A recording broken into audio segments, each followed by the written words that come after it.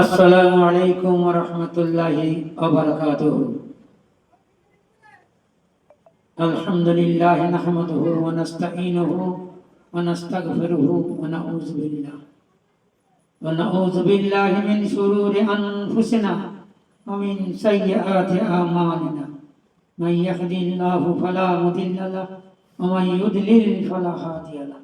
व नशहदु अन ला इलाहा इल्लल्लाहु वहदहु ला शरीका लहु व अशहदु अन्ना मुहम्मदन अब्दुहु व रसूलुहु। अम्मा बाद। আলহামদুলিল্লাহ, সমস্ত প্রশংসা, সমস্ত তারিফ, যাবতীয় গুণগান সেই মহান প্রভু আল্লাহ রাব্বুল ইজ্জত ওয়াল জালাল আল্লাহ সুবহানাহু ওয়া তাআলার জন্য।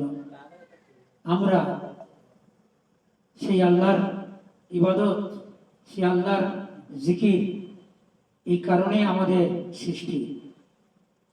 আল্লাহ সুবহানাহু ওয়া তাআলা এই কোরআন পাকের মধ্যে বলে দিয়েছে, আফা হাসিবতুম আন্নামা খলাকতুম আবাসা ওয়া আন্নাকুম ইলাইনা লা তুরজাউন। তোমরা কি ভেবেছো তোমাদেরকে বেকার সৃষ্টি করেছি, খামখা ফালতু সৃষ্টি করেছি, এটাই ভেবে বসে আছো? মনে রেখে দিও, তোমাদেরকে বেকার, আমি কোনো কিছু বেকার সৃষ্টি করিনি। অন্য আয়াতের মধ্যে আল্লাহ বলেছে, সেই আল্লাহ সুবহানাহু ওয়া তাআলা ওপেন সিক্রেট এই কোরআন খোলাখুলি ভাবে সমস্ত আউট করে দিয়েছে। ইহকাল এবং পরকালের জীবনের সবকিছু পুরোপুরি আউট। তারপরেও যদি আমরা ভুল করি, আমাদের অবস্থা কি হতে পারে, এটা চিন্তার বিষয়। আজ আমরা চিন্তা করি না, এটাই আমাদের দুর্ভাগ্য যে আমরা চিন্তা করি না। যে চিন্তা করতাম তাহলে বুঝে আসতো ঈমান, কালমা লা ইলাহা ইল্লাল্লাহু মুহাম্মাদুর রাসূলুল্লাহ। এই তো, এর এত এত সহজ জিনিস নয় এটা। যে কোনো একটা লোককে 4 বার 10 বার তাকে পড়ালে তার মুখস্থ হয়ে যাবে লা ইলাহা ইল্লাল্লাহু মুহাম্মাদুর রাসূলুল্লাহ, তার মুখস্থ হয়ে যাবে। কিন্তু তার ঈমান আসবে? ঈমান, এই কালমার হকিকত কি বলছে, যে খালেস নিয়েতে ইয়াকিনের সঙ্গে দিল দিয়ে অন্তরের অন্তঃস্থল থেকে যদি এই কলমা পড়ে নেয়, সে অবশ্যই জান্নাতি। সুবহানাল্লাহ। কিন্তু এত সহজ এই কালমার হকিকত সমঝতেন? আমি সংক্ষিপ্ত বলছি, বিশাল এই তাফসীর অনেক বড়। এ মানে রাতের পর রাত, দিনের পর দিন এই কলমার ব্যাখ্যা করলে শেষ হবে না। অত সমুদ্র।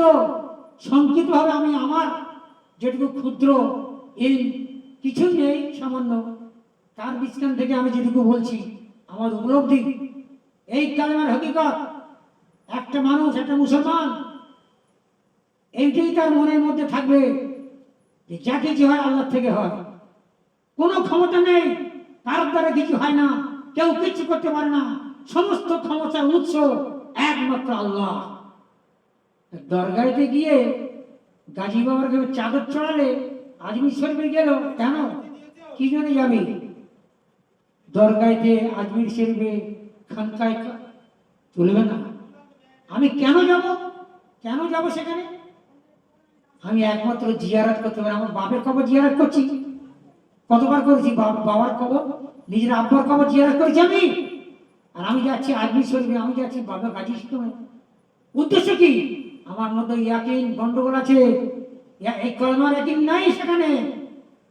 কলমার ইয়াকিন থাকলে সে কারো দ্বারস্থ হবে না, কারো কাছে সাহায্য চাইবে না, আর বলবে না হায় রে ওই ডাক্তারটা দেখলে আমার এটা এই অসুবিধাটা আমার আর হতো না, ওই ওষুধটা খেলে আমার এটা ঠিক সেরে গেল, বাস হয়ে গেল। এত সহজ এই কলমা। কেন বলেছে এই কলমা সহি ইয়াকিনের সঙ্গে কলমা পড়লে সে জান্নাত তার বাঁধা, তার জান্নাত তার হক, আল্লাহ পাক তাকে জান্নাত দেবেই দেবে। সেই কলমা কি এত সহজ? যে কলমাটা আবু তালেবকে আল্লাহ নবী সাল্লাল্লাহু আলাইহি সাল্লাম শেষ মুহূর্তে চেষ্টা করেছিল কঠোরভাবে, কিন্তু সেই আবু তালেব এই কলমা পড়েনি। শুধু এই কলমা, শুধু বলল লাস্টে যে আমি তোমার কলমা পড়তাম, কিন্তু এই ভয়ে পড়িনি যে আমি এতদিন পর্যন্ত এই কোরেশ জাতি, কোরেশ গোষ্ঠী, আমি মাতব্বর, আমি নেতা, আমাকে সবাই রেসপেক্ট করে, সবাই সম্মান করে, আমি সবচেয়ে বড় নেতা। তোমরা বলবি আজকে সারা জীবন তুমি করলে, আমাদের সঙ্গে সাথ দিলে, আমাদের সঙ্গে থাকলে, আমাদের কথা মতো চললে, আর শেষকালে মৃত্যুর ভয়তে ভাইপোর ভাতিজার কলমা পড়লে, কত বড় অহংকার এসে গেল। পড়লো না কলমা। একজন সাহাবী বলেছে, ইয়া রাসূলুল্লাহ, আবু তালেব কলমা পড়েছে। বলে কিভাবে ঠিক জানলে? বলে আমি আস্তে আস্তে যেন মনে মনে পড়ছিল। বলে আমি শুনি নাই। পরিষ্কার কথা, আল্লাহ নবী সাক্ষী দিচ্ছে, আমি শুনি নাই। বাস, যদি আল্লাহ নবী বলতে, আর কথার কথা বলছি, যদি বলতো যে হ্যাঁ আস্তে আস্তে বলে যে আমি শুনেছি, বাস, তাহলে বেঁচে যেত। না, বলতে পারে না। আল্লাহ নবী নাউজুবিল্লাহ মিথ্যাবাদী, তিনি আলামিন, তিনি সত্যিকারে বলেনি, সত্যিকারে শুনিনি, কেন বলবে? ও বুড়ি করে কি বলেছে, না, হবে না। তাহলে চিন্তা করো কত বড় কথা। সেই কালেমা লা ইলাহা ইল্লাল্লাহু মুহাম্মাদুর রাসূলুল্লাহ, যে কালেমা পড়েছে খাজা বাবা আজমিরি, যে কালেমা পড়েছে আবু সঈদ আহমদ গাজী বাবা রহমাতুল্লাহ আলাইহি, সারা পৃথিবীতে যত ওলি আউলিয়া পীর দরবেশ গাউস কুতুব সবাই পড়েছে লা ইলাহা ইল্লাল্লাহু মুহাম্মাদুর রাসূলুল্লাহ। তাই এই কালেমা না পড়লে সে কোনো বুজুর্গ হতে পেরেছে? পারেনি। আজকে সেই নবীর দরবারে, নবীর সেই রওজা মোবারকে আজকেও চাঁদের চড়া, আজকেও আগরবাতি মুম্বাই দেয়, দেয় না? কেন দেয় না? সম্ভব নয়, অসম্ভব। শুধু তাই নয়, শুধু দোয়া যদি মদিনা মনোয়ারার দিকে যদি মানে রওজার দিকে যদি হাত তোলে কেউ, সঙ্গে সঙ্গে পুলিশ হাত ছাড়িয়ে দেবে। কেন? যে না, এদিকে নয়, কাবার দিকে, ওইদিকে, এই যে ওইদিকে। আল্লাহর নবীর রওজা মোবারক যদি হাত তোলে কেউ, যে নবীর একটু নবীর প্রশংসা বা নবীর সুপারিশে হয়তো সবাই একটু আল্লাহ কবুল করবে না, সঙ্গে সঙ্গে লাঠি বাড়ি মেরে দেবে। হ্যাঁ, ওইদিকে কাবার দিকে, রওজার দিকে নয়। ইনি শ্রেষ্ঠ, জগতের শ্রেষ্ঠ, মখলুকের শ্রেষ্ঠ, ইনসানের শ্রেষ্ঠ, সমস্ত পয়গম্বরের শ্রেষ্ঠ। আনা নবী, আনা নবী। আল্লাহ নবী বলেছেন আমি নবীদেরও নবী, সমস্ত নবীদের মানে মানে কি বল, ইমামুল আম্বিয়া, ইমামুল মুরসালিন, খাতেমুন নবী, সবচেয়ে বড় আল্লাহর সবচেয়ে শ্রেষ্ঠ ইনসান, আর শ্রেষ্ঠ ইনসানের শ্রেষ্ঠ ইনসান, সমস্ত নবীদের সর্দার, সরকারে দেওয়া আলম মুহাম্মদুর রাসূলুল্লাহ সাল্লাল্লাহু আলাইহি ওয়াসাল্লাম। কত বড় কথা। সেই নবী একদিন আল্লাহর উপরে থাকবে, নবীর উপরে থাকবে না। হ্যাঁ, নবীর যদি কাজ করো, নবীর মেহনত যদি তুমি তোমার জীবনে বাস্তবায়িত করো, নবীর সুপারিশ তুমি পাবে। তাই বলে নবী কিছু করতে পারে না, পারেনি। তাহলে কতদিন ওহী আসেনি, আল্লাহ নবী কিছু বলতে পারেনি কেন? তিনি আলিমুল গায়েব না, একমাত্র আলিমুল গায়েব, অদৃশ্য মালিক, গায়েবের খবর একমাত্র আল্লাহ সুবহানাহু ওয়া তাআলা জানেন, নবী নয়। এই জন্য নবীকে যখন আমরা আজ পর্যন্ত পৌঁছাতে পারলাম না, নবীর কাছে সাহায্য চাইতে পারলাম না, তাহলে ওই দরগায় গিয়ে, ওই মাজারে গিয়ে সাহায্য চাচ্ছি কোন আক্কেলে, কোন বিবেকে, কোন জ্ঞানে? মুসলমান, কলমা পড়েছো তুমি?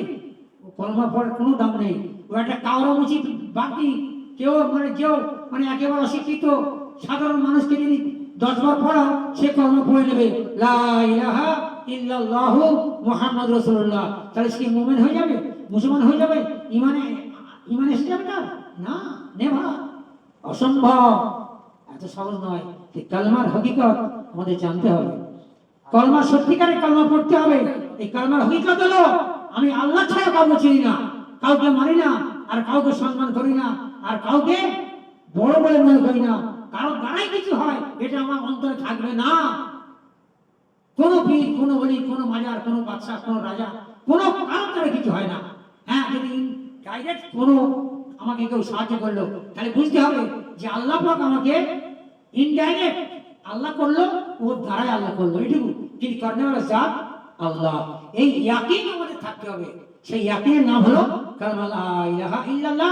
এটি এর নাম হলো ঈমান। এই ঈমান আমাদের থাকতে হবে। বিশ্ব মুসলমানের এই ঈমান থাকতে হবে। এই ঈমানের জন্য মেহনত চলছে আজকে, শুধু এই ঈমান তৈরি করার জন্য। এই ঈমান আসবে স্যাক্রিফাইসে, ঈমান আসবে মেহনতে, ঈমান আসবে আমলে। এই ঈমান আনতে গেলে ঈমান ওয়ালাদের সঙ্গে মেলামেশা করতে হবে, প্রকৃত ঈমান গাদের সঙ্গে মিশতে হবে। হ্যাঁ, আর গাভের দিলে তো আল্লাহ কবুল করে না। গাফেল না করে পুরোপুরি আল্লাহর উপর সমস্ত কাজের নির্ভরতা, বিশ্বাস এবং আল্লাহর উপর সম্পূর্ণ নির্ভর। হাসবুনাল্লাহু ওয়া নি'মাল ওয়াকিল, আল্লাহ আমার জন্য যথেষ্ট, এর উপরে আমল করে পুরোপুরি স্থির থাকতে হবে পুরো জীবনে। তাহলে ঈমান নিয়ে যদি কবরে যাওয়া যায়, সেই জন্য বলছে যারা পরিমাণ ঈমান নিয়ে যদি কবরে যায়, এইরকম দুনিয়ার সত্য দুনিয়া আল্লাহ সুবহানাহু ওয়া তাআলা তাকে দান করবে। সুবহানাল্লাহ, সত্যটা দুনিয়া এরকম ছেলে খেলার কথা, সেই ঈমানের দাম কত? তাহলে ওই কত বড়, সেই ওই যে শুধু কালেমা লা ইলাহা ইল্লাল্লাহু মুহাম্মাদুর রাসূলুল্লাহ, কত বড় জিনিস, সামান্য ছোট্ট, এর দাম এত এমনি হবে। এই জন্য আমরা সেই কলেমা সহিভাবে ইয়াকিনের সঙ্গে সম্পূর্ণ ঈমান এবং ঈমানদারির সঙ্গে আমরা খালেস নিয়েতে পুরোপুরি সেই কলেমার হকিকত অনুযায়ী আমরা যদি জবানে আনি, অন্তর আর জবানে এক করতে হবে। জবানে এক রকম থাকবে আর অন্তর থাকবে কুফরি, অন্তর থাকবে অন্য কারোর ভরসা, কলমা পড়া হবে না। এই দিল আর এই জবান এক বিগত, কিন্তু এক বিগতের মধ্যে এই কলমা হকিকত আমাদেরকে আনতে হবে। পরিপূর্ণভাবে যদি সেই কলমা আমরা পড়ি, তাহলে ঈমান আমাদের পোক্ত হবে, পাক্কা হবে। এইরকম পাক্কা ঈমান নিয়ে গেলে তবেই আখিরাতে কামিয়াব। বলুন সুবহানাল্লাহ। আল্লাহ পাক আমাদের সবাইকে কামিয়াব করার জন্য সেই ঈমান, যে আমল, যে ইয়াকিন, সেই ঈমান ও ইয়াকিন, কালমা, সেই ইয়াকিন আমাদের দান করুন। আমিন সুবহানাল্লাহ। আসসালামু আলাইকুম ওয়া রাহমাতুল্লাহি ওয়া বারাকাতুহু।